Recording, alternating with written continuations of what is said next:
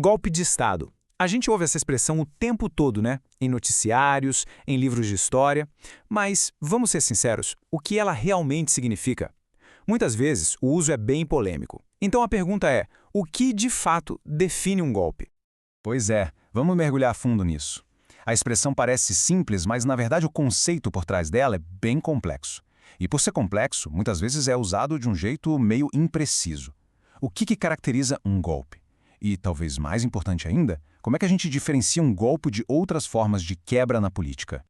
Para a gente começar a responder, vamos voltar para um momento bem decisivo da história do Brasil.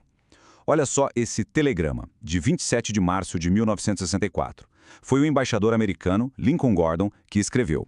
E ele usa uma palavra-chave aqui, conspiração.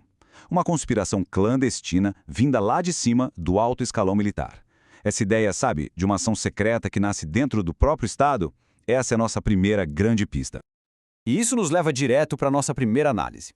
Para a gente construir uma definição que faça sentido, não dá para ficar só na teoria, né? A gente precisa olhar para um caso concreto, um exemplo real, para conseguir pinçar os elementos mais importantes.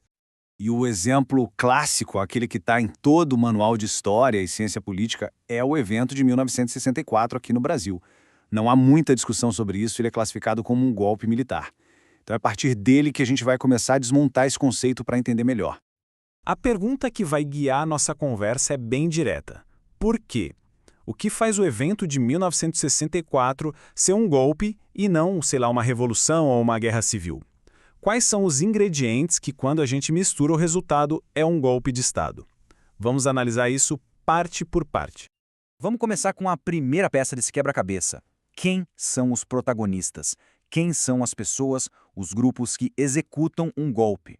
E aqui está o pulo do gato. Um golpe não vem de fora do poder. Ele nasce dentro. Ele é articulado por uma facção, uma elite, que já faz parte da máquina do Estado. Ou seja, não é uma invasão de outro país, nem uma revolta do povo na rua. E quem são esses atores de dentro do sistema? Bom, tipicamente, a liderança militar, como a gente viu no caso de 64. Mas também podem ser chefes de agências de inteligência, sabe? Ou até grupos políticos que têm um forte apoio institucional. O ponto em comum é sempre o mesmo. Essa galera tem acesso privilegiado às alavancas do poder. Ok, já entendemos o quem. Agora vamos passar para o como. Qual é o método, qual é o jeito de operar de um golpe? E aqui a diferença de método fica muito clara. De um lado você tem o golpe, uma ação de cúpula, de cima para baixo, que tende a ser rápida, decisiva. Do outro lado, a revolução. Um movimento que vem das massas, um processo social muito mais longo, muito mais profundo. O método do golpe é basicamente subverter a ordem constitucional.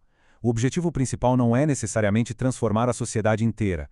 É tomar o controle do aparelho de Estado de uma forma ilegal. É quebrar as regras do jogo político que estavam valendo. Essa distinção é tão importante, mas tão importante que merece um momento só para ela. Vamos aprofundar um pouco mais nessas diferenças fundamentais entre golpe e revolução. Porque, sério, esses dois conceitos são confundidos o tempo inteiro. O objetivo de cada um também é um divisor de águas. Olha só o contraste que as fontes nos mostram. O golpe de 64 queria trocar o governo resgatando velhas concepções, como diz o texto. Agora, a Revolução Francesa, essa foi muito mais radical. Ela recusou a ordem social e política inteira para criar algo totalmente novo. A ambição é outra, entende? E claro, a história está cheia de outros tipos de ruptura. A gente não pode confundir um golpe com uma guerra de guerrilha, como aconteceu na Nicarágua, nem com uma guerra civil como a da Espanha. São fenômenos completamente diferentes, cada um com a sua própria lógica. Tá bom, mas por que essa precisão toda importa? Para que se preocupar tanto em definir cada termo? A resposta é simples. A gente precisa de clareza para poder analisar as coisas direito. Então, se a gente juntar todas as peças que a gente discutiu, quem são os atores, qual é o método e quais são os objetivos, a gente chega a esta definição. Um golpe de Estado é isso, a tomada ilegal e súbita do poder por um grupo que já está dentro do Estado e que usa os instrumentos do próprio Estado para virar um novo governo. E aqui está a grande lição de tudo isso. Usar as palavras certas não é só um capricho acadêmico, não. É uma ferramenta essencial para a gente conseguir analisar a história com mais rigor e, principalmente, para entender a política do nosso tempo com muito mais clareza. E essa nossa conversa toda nos deixa com uma reflexão final, uma provocação. Levando em conta tudo isso que a gente viu sobre rupturas, a questão que fica é: com base nesses conceitos, quais sinais no sistema político hoje podem ser um alerta para a fragilidade da ordem constitucional? Fica aí o pensamento para a gente levar adiante.